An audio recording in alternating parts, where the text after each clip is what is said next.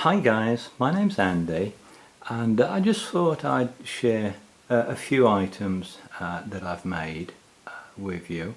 I love working in copper, and this is a little copper bookend that I've made, and that's a little candle holder that I've made. I've worked with copper for many years in an industrial environment, making bits and pieces for special purpose machines. But I just love the nature of copper. I got a few bits and pieces I thought I'd share with you. I made this piece some years ago. It's copper. It's probably about 1.5 millimeters thick, and I've shaped it so that it's slightly dished, if you can, I don't know if that's catching that, and just a very simple base, and the hair I've sort of scratched into the surface, etched into there, and used an acid just to darken that. But I was very pleased with that, and it casts a beautiful shadow there.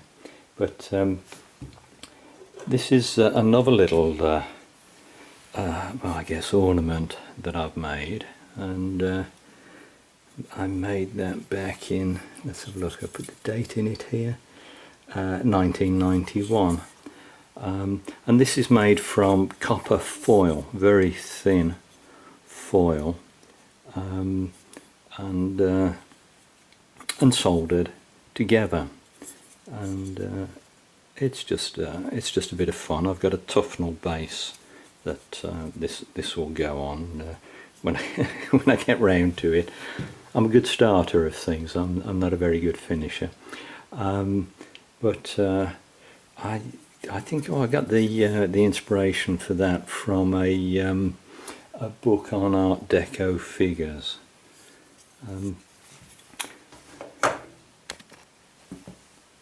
And that kind of led me to think of this, and this is a man on a motorbike.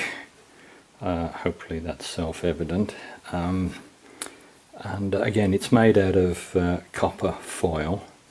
I've never been a motorbike fan myself. I've always thought that, you know, people die on motorbikes, or off them, as the case may be. But it was, having made this, I just like the notion of something that's incomplete. All my life I've made complete machines that, you know, have to be perfect in every detail to go into mass production situations. So the notion of making something that's a suggestion of what it actually is appealed to me. But I must have spent hours making that. But it was a bit of fun.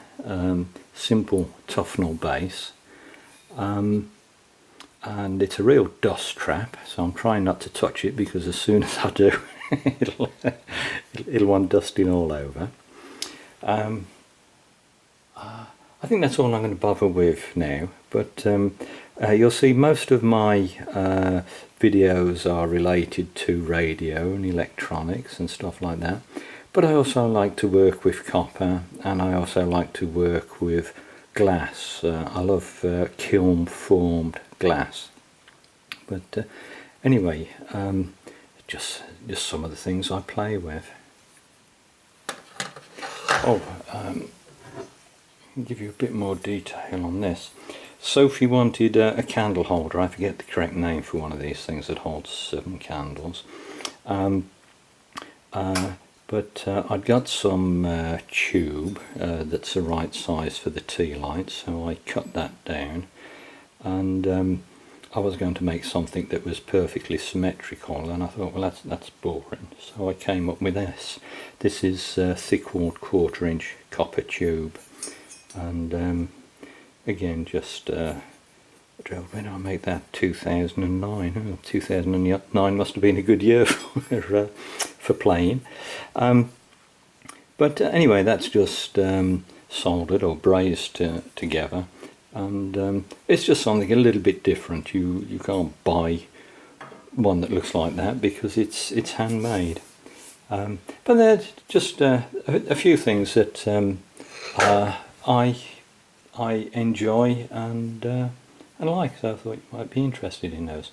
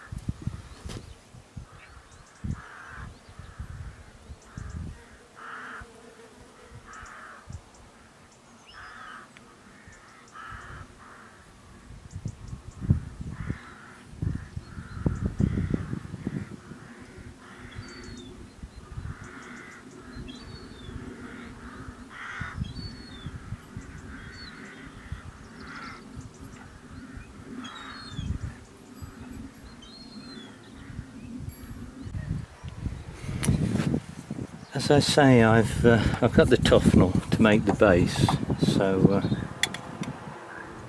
I've just got to arrange to cut this off and then chamfer the edges, and then I should drill through. I should solder some nuts on there. So maybe that's a little job I'll do later today. I don't know. I've been waiting since 1999 to do that. So was that 14 years? So maybe I'll get round to that today, or maybe not. I'll see how it goes. This is the copper foil that I use to make these figures, and I simply cut them out with a pair of scissors. And to make a framework inside, I've used copper wire. And that copper wire is just stripped out of ordinary domestic PVC twin and earth cable that I just happen to have there. But anyway, I just thought I'd share that with you. This I use to make high frequency, radio frequency transformers for high power equipment, and that was used for winding the transformers for very special technical reasons. Anyway, I won't go into that now. Anyway, I hope you found that interesting, guys. I've soldered on a couple of nuts, and that's the base. We'll screw that on there.